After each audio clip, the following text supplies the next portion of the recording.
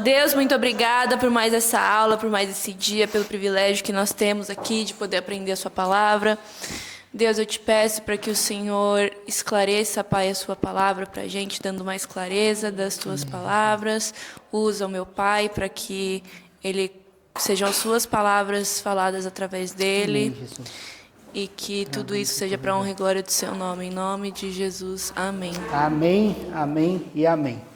Então, a aula passada, nós terminamos, falando das características de Satanás e como assim a igreja não tem muito clareza nessas coisas, coloca poder demais, e acaba tendo um medo excessivo, pela falta de entendimento, E a gente lê que, em primeiro lugar, Satanás só pode estar em um lugar de cada vez. Então a onipresença é uma característica única de Deus. E as pessoas parecem que acham que ele é onipresente. O que eu estou fazendo, Satanás está aqui comigo, vem e tal, Deus está em toda parte, mas Satanás, se ele está num lugar, ele não está em outro, ele é um ser criado. Então a gente precisa entender isso, A segunda coisa, que também as pessoas têm falta de entendimento disso, é que Satanás não pode ver o futuro, só Deus. E as pessoas parecem, que, não, Satanás, tal. A gente até falou, cara, se ele pudesse ver, ele não teria feito o que foi feito com Jó. Pode falar. Só uma dúvida. Então, depende do momento para Satanás estar presente ou não? Tipo, se eu estou num pecado, se eu estou cometendo algum pecado ou fazendo alguma coisa errada, ele está presente ali. Deus não e ele sim. Não, ele pode não estar, você está pecando perante Deus, independente de Satanás. Satanás não está com você quando você está em pecado, assim como também pode estar quando você está fazendo a coisa certa, ele não está em todos os lugares. Então não entendi. Ué, você não depende de Satanás como ninguém para pecar, Tati, é sua escolha. Tá. Não, você é que eu não tá entendi, fazendo. então como que ele se faz presente? Porque ele pode estar, assim como o Jó chamou, não sei se você pegou no início, ele falou para Deus, eu estava lá rodeando a terra, estava passeando lá para ver as coisas. Mas você acha que na verdade tem um exército de demônios, exato. E ok, se comunicam, são organizados, mas isso está muito distante, assim, anos-luz da onipresença. Não tem nenhum lugar onde você vá, Tati, no pecado, fora do pecado, onde você estiver, que Deus não está. Ok? Não existe. Tá. Agora, Satanás sim. Tá? Porque ele é um ser criado, é um espírito. Claro. Então ele fica assim, ele pode estar, pode não estar. Demônios podem estar, se comunicar, falar, ok, o mundo espiritual é organizado. Agora de achar eu estou aqui, ele está, é uma crendice. Então as pessoas ficam com medo. Estou aqui, Satanás está aqui, Então, esse livro é bom para quebrar esses tabus, o livro de Jó, porque ele vai nos mostrando essas coisas, tanto não está em todo lugar, como não pode ver o futuro. Não quer dizer que por ele ser velho, ser antigo, conhece o homem desde a criação, que ele não acompanha os padrões familiares, de coisas, de iniquidade, mas isso é longe de saber o futuro, porque senão ele não faria isso com Jó, porque no final Jó prosperou tudo em dobro. E também não faria o que aconteceu com Jesus, porque no final foi derrotado pela cruz que ele tanto queria, crucificar Jesus. Então ele não vê o futuro. A história da forca de Ramã, ele não forçaria, para construir se próprio Ramã fosse enforcado nela, Então são coisas que o diabo não tem e às vezes o nosso entendimento acha que tem e dá poder demais para quem não tem. O Todo-Poderoso é só Deus. E outra coisa que a gente aprende é que assim, ele precisa da permissão de Deus para atacar os filhos. A gente viu lá, as 3 cercas que Deus foi dando, Então tá, vai nesse, mas só até aí, vai nesse. Então ele precisa dar permissão, Quando a gente anda com o Senhor, nascido de novo, o diabo só pode tocar com a permissão, E aí a gente viu, todas essas coisas, essa primeira parte, do livro, que é a discussão, entre aspas, né? A argumentação de Deus com Satanás, né? E agora é legal a gente ver como Jó reagiu com tudo isso, né? Ele viu que tinha perdido tudo, né? Um após outro, os filhos, os servos, as propriedades, tudo se foi. Aí Jó se levanta e olha o que ele fala em Jó 1, capítulo 20 ao 22. Então Jó se levantou, rasgou o seu manto, raspou a cabeça, prostrou-se em terra e adorou. E disse: Nu saí do ventre de minha mãe e nu voltarei. O Senhor o deu e o Senhor o tomou. Bendito seja o nome do Senhor. Em tudo isso, Jó não pecou, nem atribuiu a Deus falta alguma. Então, ó, a gente está vendo, né? E como eu falei aqui, eu creio, né? Que esse livro, né? Seja o primeiro das Escrituras, né? Um monte de razões aí que levam a ter esse entendimento. Então, assim, no primeiro capítulo, na primeira página, a gente já vê como um homem de Deus se porta, né? Isso sem ensino bíblico, evangelismo, né? Ele tinha perdido tudo, né? Desde propriedade até a saúde física, ou melhor, tudo dele tinha ido embora. E ele responde assim ao Senhor, ó, nu eu saí do ventre da minha mãe e nu voltarei. O Senhor me deu e o Senhor tomou. Bendito seja o nome do Senhor. Né? Então, a gente percebe se nós somos adoradores mesmo do Senhor quando a gente perde tudo e nada muda perante Deus. Ou a gente percebe quando é um adorador só quando está com tudo. Aí o que a gente está adorando, né? Então, quando fala assim que Deus é espírito, né, e aqueles que o adoram devem adorá-lo em espírito, né, e verdade, adorá-lo dando tudo mesmo a ele, sabe? Independente das situações. Quando ele fala assim, né, nu saí do ventre da minha mãe e nu voltarei, ele está dizendo mais a terra, né, cara? Eu vim dessa terra desse jeito, eu vou embora desse jeito, né? O Senhor deu, o Senhor tomou. Bendito seja o nome do Senhor. Então, através de tudo, ele não pecou e nem culpou a Deus, né? Ele aceitou porque o relacionamento que ele tinha com Deus estava acima de todas essas coisas, né? E digo mais, né, igreja, quando eu fico ponderando nesse texto aí, cara, ele não tinha um exemplo. Olha a quantidade de exemplos que nós temos hoje, assim, né? Eu fico até envergonhado, porque, cara, a gente tem a vida dos mártires, os apóstolos, Jesus, né? Tem o Evangelho, tem o Espírito Santo, cara. Jó não tinha nada disso, né? E pôde chegar nisso, né? Era tipo assim, ele e Deus. Né? Eu entendo a soberania, né? Jó entendia essa soberania. Então, Eu acho isso tremendo. E assim, era o relacionamento dele, né? Ter com Deus que trazia isso, porque não tinha nada. Ele não tinha Bíblia, ele não tinha os irmãos lá para demonstrar, né? Então, era o que ele tinha com Deus mesmo. Né, no secreto ali, ele e Deus, né?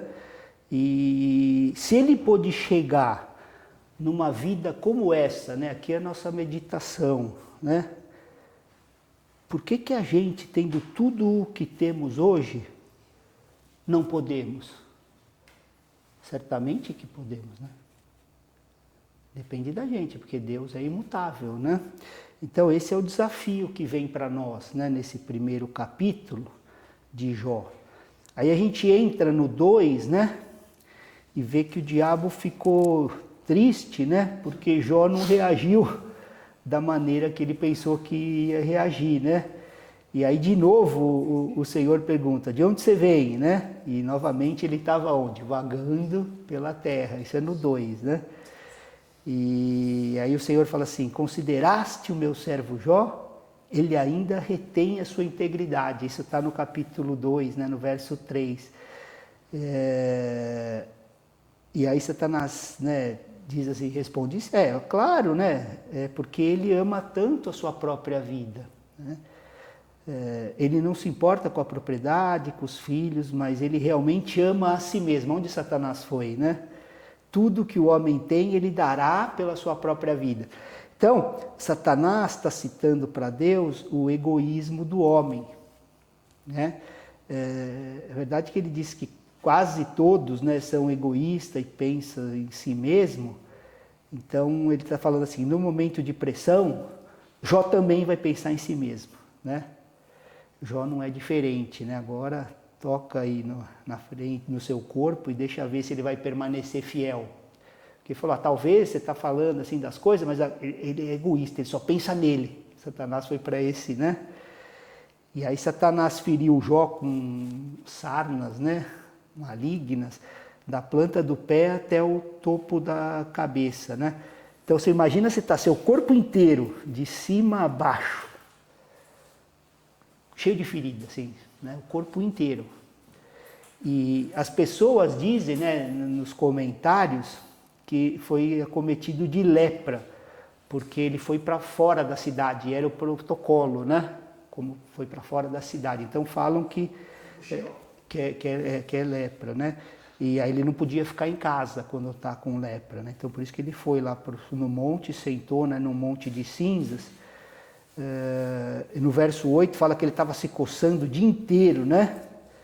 Aí vem a esposa dele e fala assim para ele, você ainda retém a sua integridade? Aí fala assim, amaldiçoa esse seu Deus. O que ela quis dizer, na verdade, é tipo assim, amaldiçoa esse seu Deus aí miserável e se suicida. É o que ela quis dizer, né? Quando ela comentou para ele, amaldiçoa Deus e morre. Como que ele ia morrer, né? Então era assim, cara, amaldiçoa aí se mata, cara. E é a maneira de cometer suicídio. Então, bem no início das Escrituras, né? A gente encontra Satanás tentando as pessoas através de entes queridos, né? Adão foi tentado por quem? Por Eva, né? A esposa dele.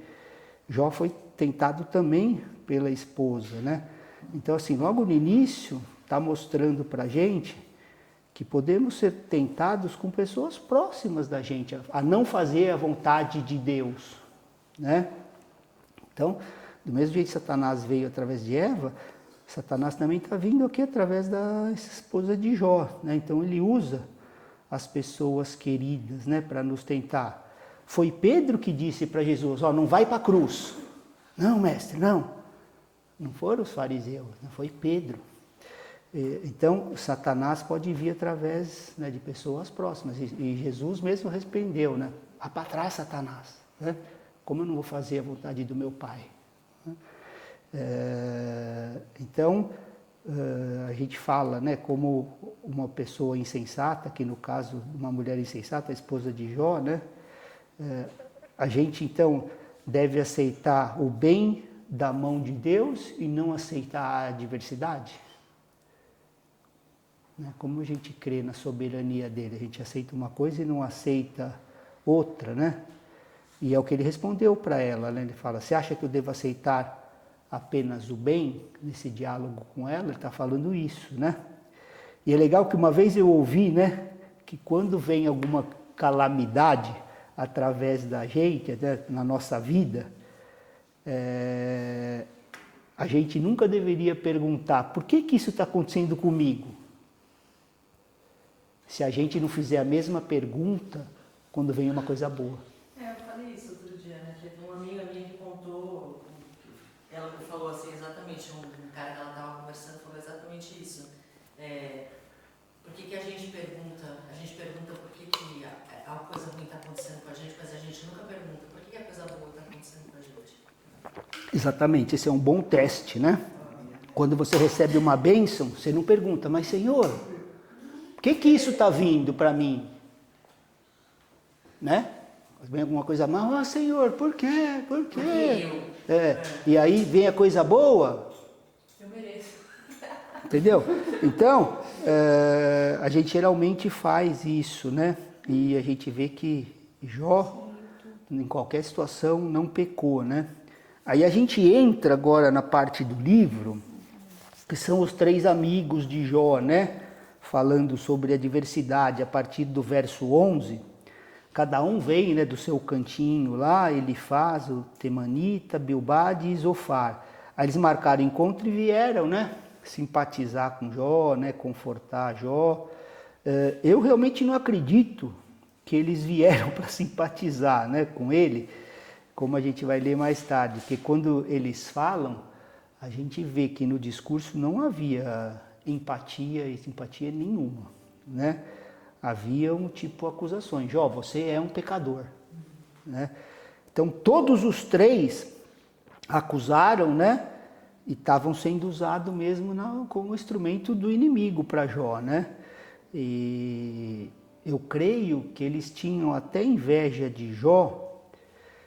E isso acontece entre crentes também, né? Quando um homem de Deus ou o ministério está influenciando, né?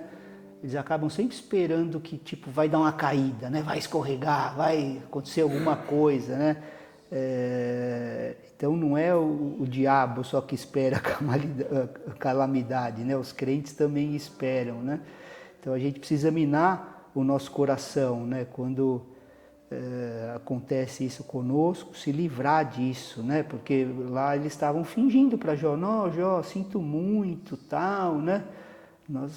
Aí será que quando acontece alguma coisa ruim com alguém que está em evidência, tal, a gente vai lá, a gente sente muito, tal, e na verdade está até meio alegre, ó, Deus está mostrando, tal, sabe? A gente precisa fazer essa análise, né? Eu não creio, né, que eles eram pessoas assim realmente arrependidas, né? E eles ficaram com inveja, né, de Deus abençoando o trabalho de um homem, né, como ele se portava, né?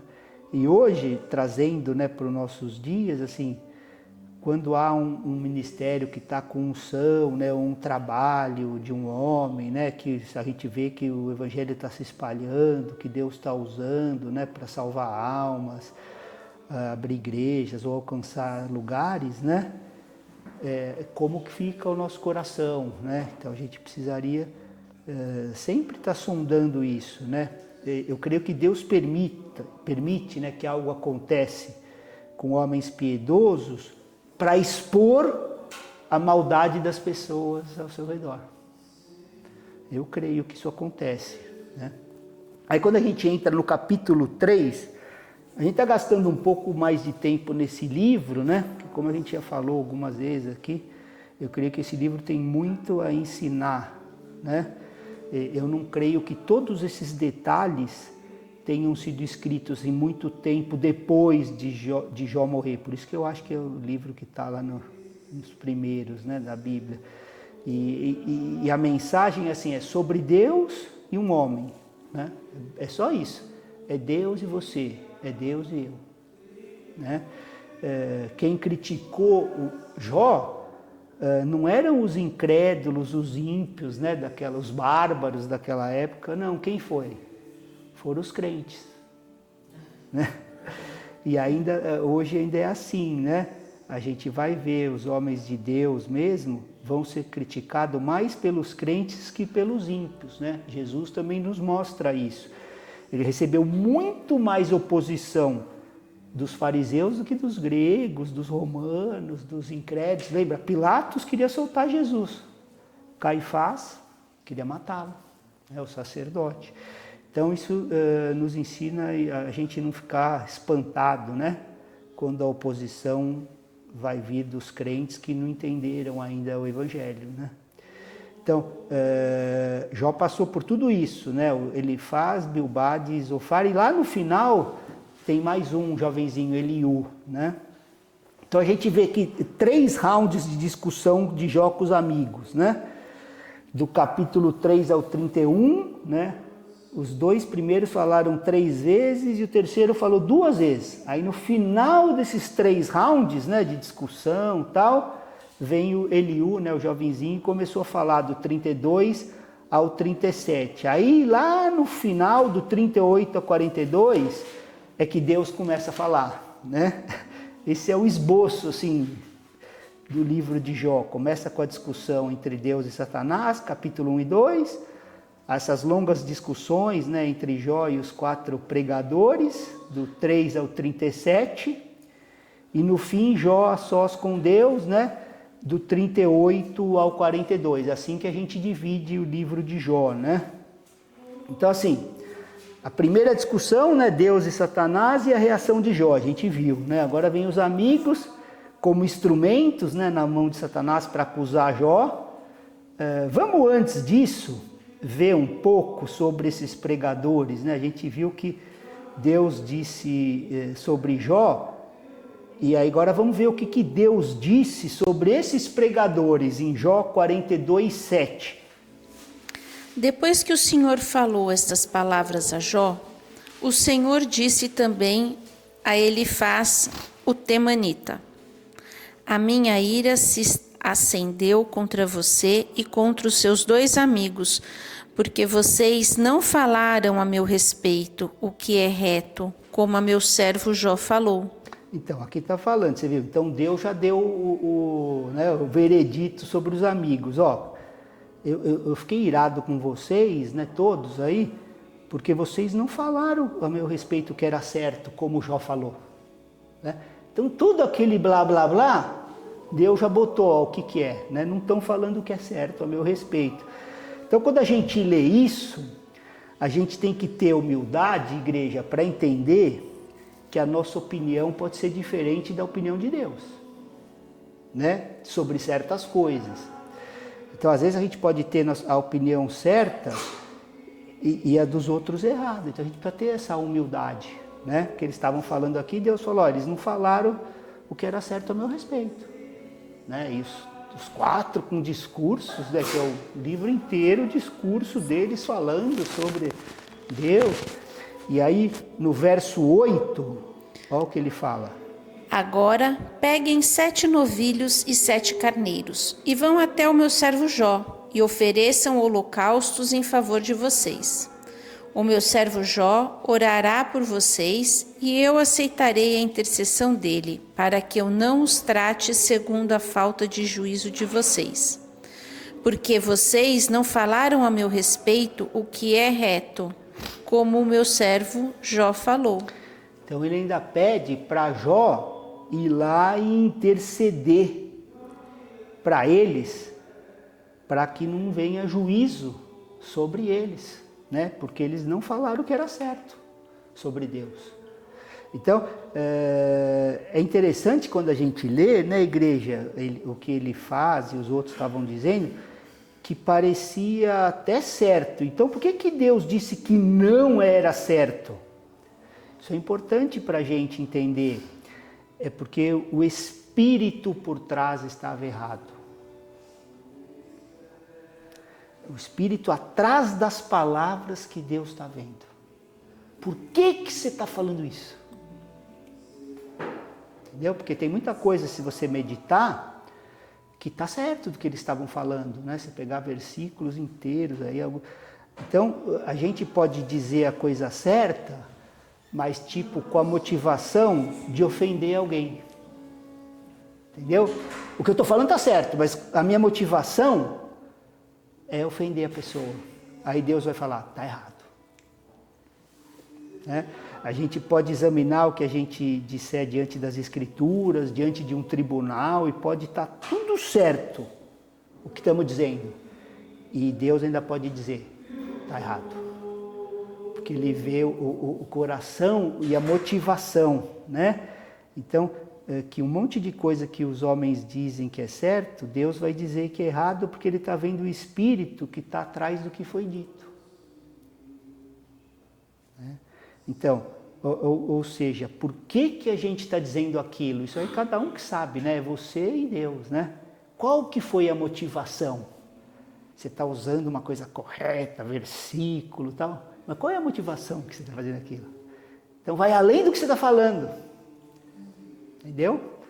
Então a gente pode encontrar defeitos, né, nos servos de Deus em muitas áreas, obviamente, né? Somos humanos e o que a gente disser pode estar correto. A questão é por que a gente está dizendo. A gente está dizendo porque estamos com ciúmes?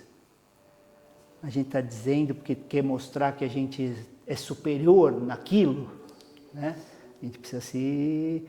Porque somos mais espertos. Deixa eu dizer aqui que agora... Né? Então é isso que Deus está mostrando, né? Porque a Bíblia fala que um homem espiritual não pode ser discernido por pessoas espertas, né? Por pessoas que são carnais. Um homem espiritual só pode ser discernido por outro homem espiritual. E entre os amigos de Jó não tinha ninguém espiritual, né? Tinham religiosos. Nenhum desses pregadores pôde discernir Jó. Só Deus no final, né? Então esses 4 pregadores, Elifaz, Bildade, Zofar e Eliú, como assim a Bíblia toda, né, é escrita para nossa instrução e justiça, né, são figuras de 4 tipos de pregadores de hoje em dia, né, que estão no nosso meio. Então Elifaz, em Jó 4, do 12 ao 16, olha o que ele fala. Uma palavra me foi trazida em segredo, e os meus ouvidos perceberam um sussurro dela. Entre pensamentos de visões noturnas, quando o sono profundo cai sobre as pessoas. Sobrevieram-me o espanto e o temor, e todos os meus ossos estremeceram. Então um espírito passou por diante de mim, e se arrepiaram os cabelos do meu corpo. Ele parou, mas não reconhecia sua aparência. Um vulto estava diante dos meus olhos. Houve silêncio e ouvi uma voz. Então esse aqui, preste atenção no texto, ó, a sutileza, né? Ó, uma palavra me foi trazida em segredo. Deus me falou. Visões noturnas, né? O Espírito passou diante de mim, um vulto estava diante do meu olho. Esse é o cara que é dado ao sobrenatural, sabe? É o pastor da revelação, do sonho, da chave, né? O cara é a visão dos anjos, né? Você não fala com o seu anjo, tal, né? Do manto. Então ele busca a autoridade dele e a autoridade das palavras dando esses testemunhos, né? Visão, anjo. Sempre ele quer botar alguma coisa para não, isso é verdade por isso, né? Então foi como ele buscou autoridade no sermão dele, né? Ó, foi me trazido no secreto, tal, né? Então hoje a gente tem muito, principalmente no meio neopentecostal, isso é o carimbo dos caras, né? Começa a falar alguma coisa da Bíblia, mas já vem logo um carimbinho. Ó, estava no monte e recebi, e blá, e tum, né? Constrói torre para os anjos virem, para conversar e tal. Não quero ficar falando de nome, mas essas loucuras, cara. Então esse é um tipo dos pregadores, né, que Deus admoesta aqui, né? E aí, ó, olha só, essas palavras não estão corretas? Lê o verso 17. Pode um mortal ser justo diante de Deus? Pode alguém ser puro diante do seu Criador? Estão erradas essas palavras? Absolutamente corretas, né? Nenhum mortal pode ser justo e puro diante de Deus. O problema é que não foi trazido pelo Espírito Santo, porque o Espírito Santo não traz espanto e tremor ao coração. Você viu o que ele falou aqui, ó? Arrepiar os meus cabelos do corpo e tal. O Espírito Santo nunca faz isso, né? O Espírito Santo sempre vai trazer alegria e paz. Sempre, né? O reino de Deus é o quê? Justiça, paz e alegria no Espírito Santo. Então é Bíblia explicando Bíblia, né? Então não se assuste quando essas pessoas ficam falando de visão, de sonho. Não estou dizendo que Deus não possa falar com visão. Estou dizendo, sabe, usar o selo dessas coisas para validar o que estão dizendo, sabe? Querer autoridade. Eles são como Elifaz. Elifaz que fazia isso, né? E hoje agem da mesma forma. Só estão buscando autoridade no que eles estão vendo. Não é o que está escrito, a suficiência das escrituras. Sempre tem aquele, né? E a gente vê o que vende aí nas igrejas, né, meu? A noite da revelação, é não sei o quê, é o encontro com não sei o quê, é o sobrenatural. É ou não é? Você pega essas big church, eu falei, cara, como tão cego, cara? É só isso, né? Se ficassem na palavra, né, escrita de Deus, tudo bem, mas sempre tem aquele, eu vi, o secreto, eu ouvi, eu escutei, e pode até ter escutado, mas não foi de Jesus. Enfim, esse é o primeiro, né? O segundo, Bildade, a gente lendo o discurso vê que ele é gentil, né? Ele ia assim com muita gentileza, mas acusando Jó, né? Ele acusava os outros, né, eram duros, esse de forma mais gentil, né? E às vezes a esposa diz algo gentil ou a gente diz algo gentil para nossa esposa, mas o que está por trás, né? Do nosso coração, né? Que veneno está ali para mostrar alguma mazela, né? Então a gente precisa ter cuidado, né? Porque existem maneiras diferentes, né? Pelas quais as pessoas falam da mesma natureza maligna. Né? Eu posso estar falando com gentileza e tal, mas no meu coração está expondo uma mazela daquela pessoa, dando uma espizinhada nela, né? Então Bildade era esse tipo de pessoa, né? Que falava com uma gentileza, mas ia lá, né? Minando Jó, né? E a gente vê, né, que desde os nossos anciãos, aí, dos nossos pais, Deus julgando, né, a impiedade, as pessoas ímpias, né? E esse tipo de pregador aqui, ele vai em cima dessas tradições, sabe? É tipo assim, eu não quero... meu avô fazia, meu pai faz, eu continuo fazendo. Né? A tradição é mais importante. O cara pode ter um entendimento da palavra correto, mas ele não muda, porque é a tradição, né? A gente não muda nada, a gente não busca nada além do que a tradição, né? E a gente não quer, né, balançar o barco, perder membro, né? Então esse é o segundo tipo de pregador, né? A gente vê muitos desses também, que assim, o vínculo maior e a aliança que tem é com a instituição. Eu falo isso porque eu já acompanhei, né, um pastor assim de perto de uma igreja, né, que até era americana e tinha aqui e tal, e a gente conversava, né, e ele, não, eu creio nisso, mas eu não posso nem pensar nisso, porque senão eu sou desligado. E eu falava assim, mas você não está entendendo o que é do Evangelho? Ele mas é uma denominação e tal. Então, eu sei que acontece porque eu já tive isso, né? Eu orava com ele, falávamos, e no final continuou se rendendo, né? À instituição, né? Por uma série de razões que não vem ao caso, mas então é esse aqui, né? Não quer mexer. O terceiro pregador, tipo de pregador, era Zofar. Né? Esse era o mais bravo, esse foi o que atacou assim com mais dureza Jó, né? A gente não vai ficar passando, porque são 42 capítulos, a gente vai ficar um ano aqui se a gente ficar, né, capítulo por capítulo.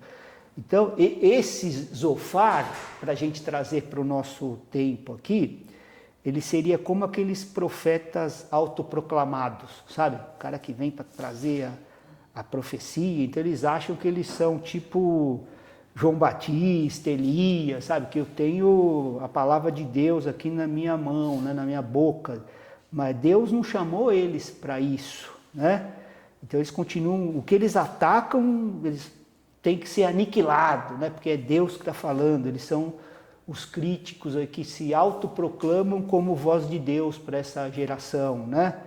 E a gente vê muito isso, né, nesses congressos, para trazer a palavra profética, aí vem com uma marreta lá e pá, isso está errado, isso está aqui, mas eles é que se autoproclamaram, né, como não foi Deus, né, assim diz o Senhor, mas é nesse nível que os caras vão, né, mesmo que Jesus criticou muitas coisas que estavam erradas, há uma crítica, né, que vem com a unção do Senhor para correção, e há outros desses que ficam só censurando assim, né?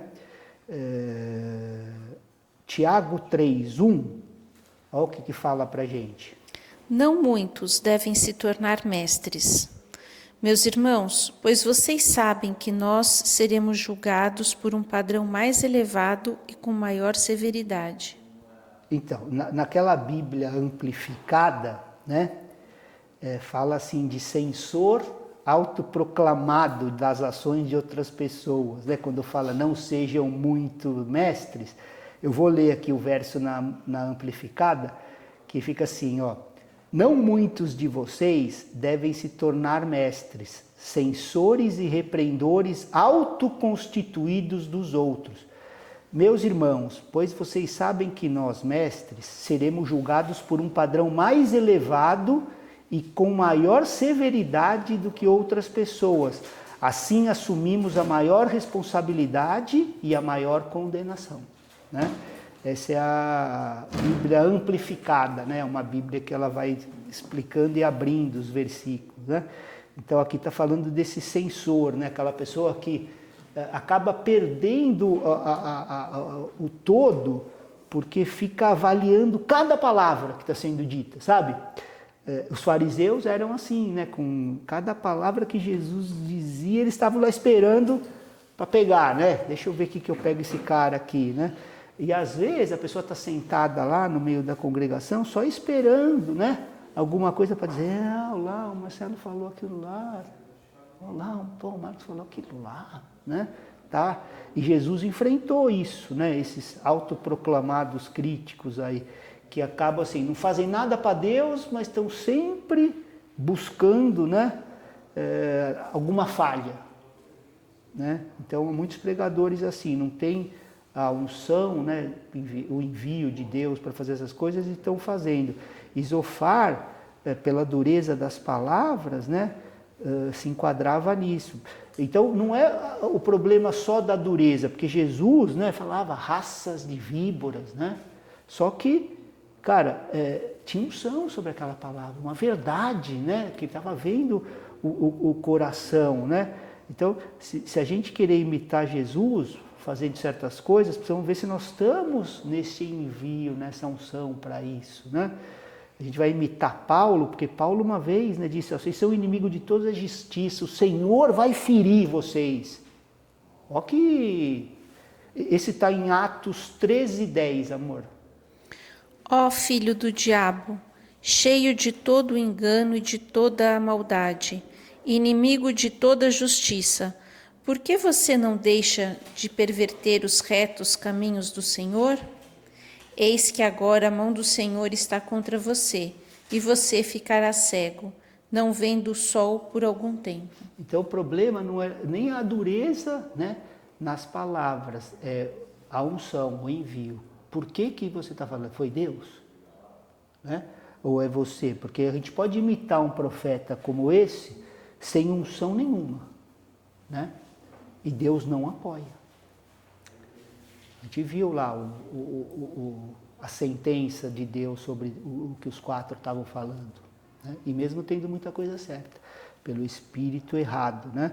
Então Zofar era esse tipo, né, que parece ser radical e tal, a dureza e tal, mas não tem o envio, a unção, não está falando mesmo em nome de Deus, né? É só censor mesmo, acusa, critica e mais nada, é pelo homem.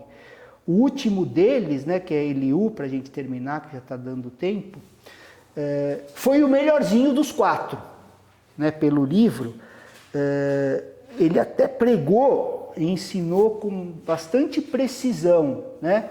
O que ele disse era verdade. No capítulo 42, a gente não encontra Deus, né, dizendo nada contra Eliú, né? Isso é interessante. Ele diz contra Elifaz e os outros, né?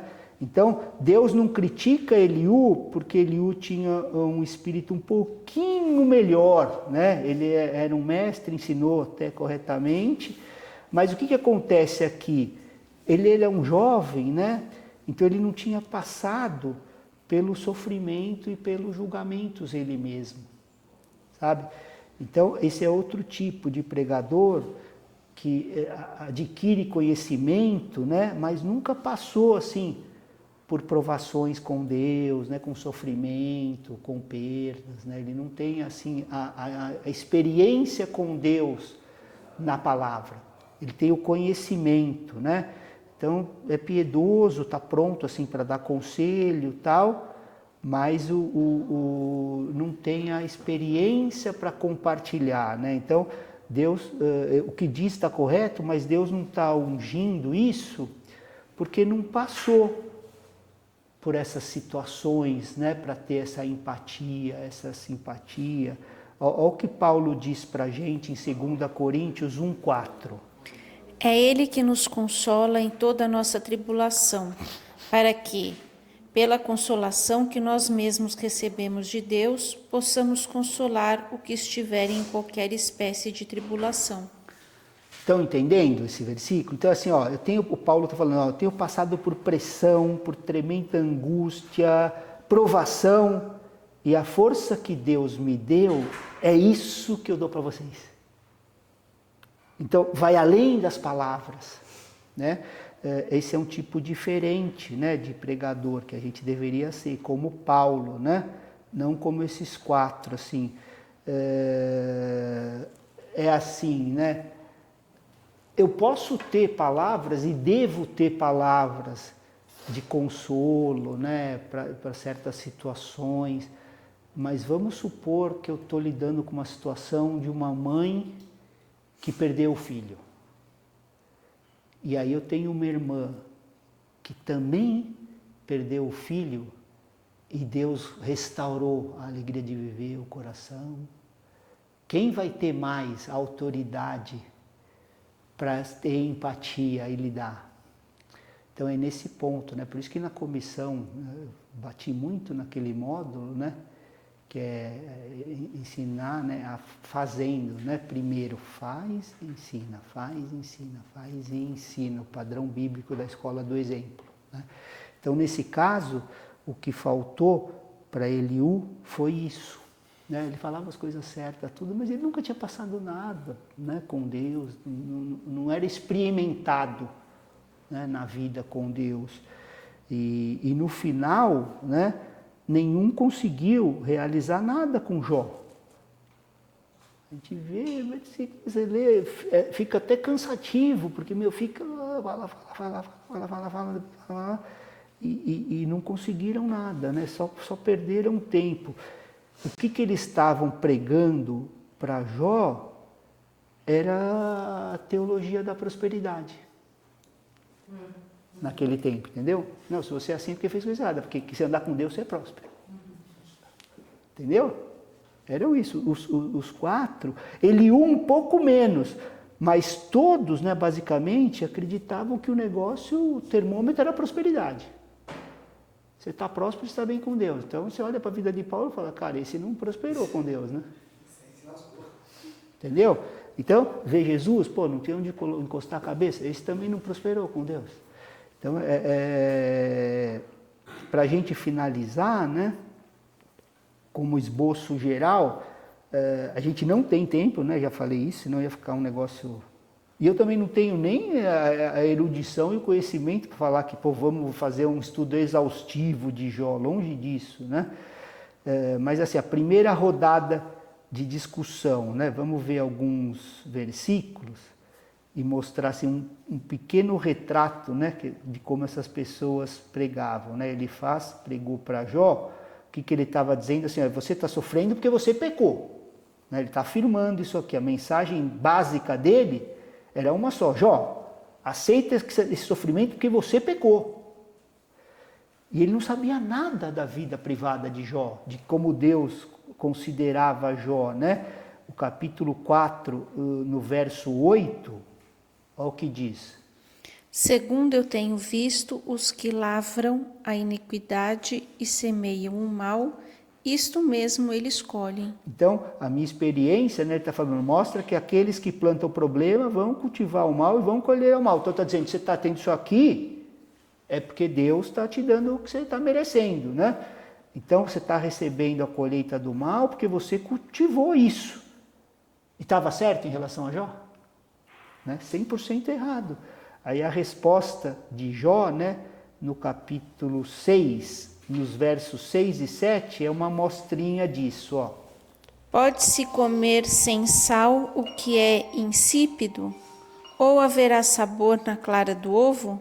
Aquilo que a minha alma recusava tocar, isso é agora a minha comida repugnante. Então, as pessoas reclamam, né, quando não tem sal na comida, né? E ele está falando aqui, ó, sua mensagem é que nem comida com sal, é sem sal, é que nem clara de ovo crua, né? Ele usa termo até bem palpável, né? Tipo assim, ó, para mim a sua mensagem é isso, ou melhor, eu não estou nem aí para ela, porque você não me conhece e não conhece a Deus, né? Semana que vem, permitindo o Senhor, a gente vai ver alguns exemplos da pregação de Bildade, e aí dos outros todos, né? E aí a gente vai ver o que eles falam e as respostas de Jó ao que eles falavam, né? Amém? Obrigado, igreja, que Deus nos abençoe no entendimento.